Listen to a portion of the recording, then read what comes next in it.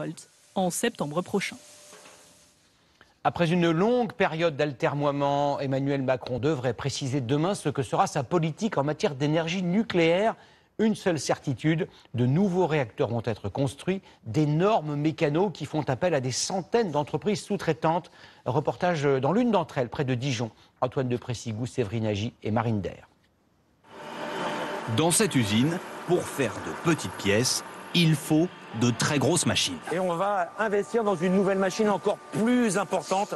Il faut jusqu'à 5 heures pour façonner chacun de ces éléments en inox. Une nouvelle machine coûte environ 700 000 €. Qu'importe, le patron veut augmenter la cadence. Les pièces fabriquées ici équiperont les futurs EPR, les réacteurs nucléaires de dernière génération. On va rentrer sur pratiquement de la production en série. Évidemment, changer de machine ne suffira pas, il va aussi falloir recruter.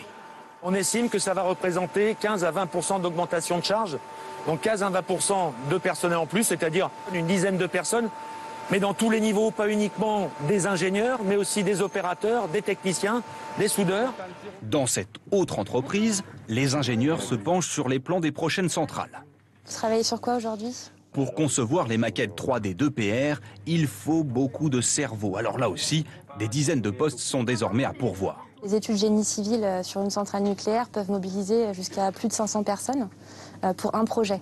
Ces 500 techniciens, c'est seulement pour l'élaboration d'un projet. Ensuite, pour construire par exemple 2 réacteurs EPR comme celui de Flamanville, environ 10 000 personnes sont impliquées. Bref, la filière nucléaire française se frotte les mains. Ces futures centrales vont créer de l'emploi et sur du très long terme.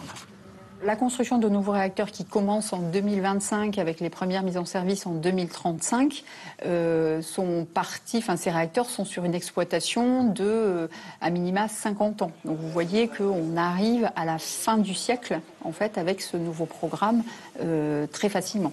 Pour le moment, il n'y a qu'un seul chantier d'EPR en France, celui de Flamanville. Le réacteur devait être mis en service en 2012, mais 12 ans plus tard, il n'est toujours pas opérationnel. Nous l'évoquions hier dans ce journal, l'agence